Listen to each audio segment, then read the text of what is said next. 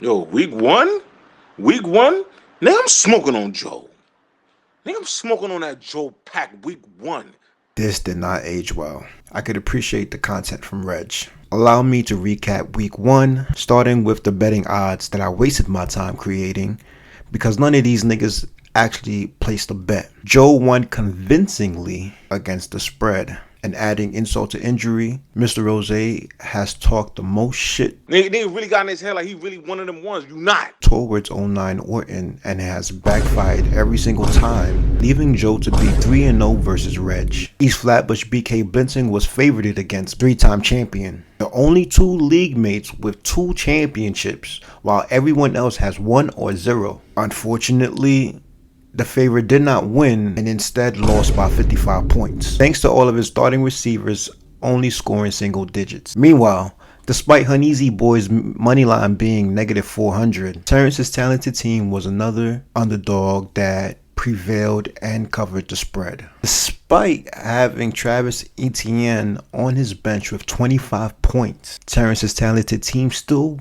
had won in convincing fashion. As for Team Aerial Assassin, although King Henry calls it the Ravens game in reality after that fumble, in fantasy, King Henry saved Team Aerial Assassins, scoring 38.2 points, leaving Gabe to feel like massive guy, this big, powerful guy. This guy he is a monster, a giant of a man. One really large person. I've seen a lot of people over the years.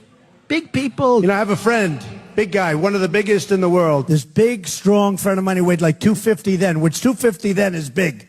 That's like 310 now. helping Gabe overcome both his starting quarterbacks, scoring the single digits, and having trash performances. Another favorite winner, the spread was at 1.5, but was largely covered convincingly, 132.22 to 99.24.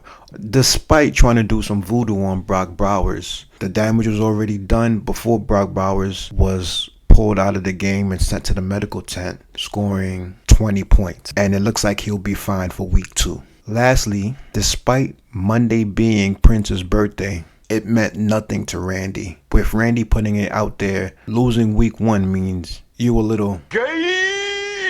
And despite Randy being an underdog, he made sure he was not a little gay and covered the spread. As far as all the overs and the unders, every under hit for week 1. Now allow us to take a look at the power rankings. 3-time champion is at the top, scoring the most points amongst anyone in fantasy, followed by Old City Pretty Rick. And if there's any silver lining for Mr. Rose, amongst all the losers for week 1, Mr. Rose scored the most points. So week 1 could just be a testament of it was just a bad week. As for week 2, the interesting coincidence is that every matchup is against last week's winner versus last week's loser. Starting with Are You Serious versus Brooklyn, you're running it back. Hopefully Prince is able to get his revenge, or Randy will allow Prince to win as a little birthday gift. And speaking on revenge, could we possibly see 09 Orton to be getting his revenge on Adveria? Out of the 5 losses Joe suffered last season, 2 of them came from divisional opponent Cliff. Joe can establish clear dominance early in the season,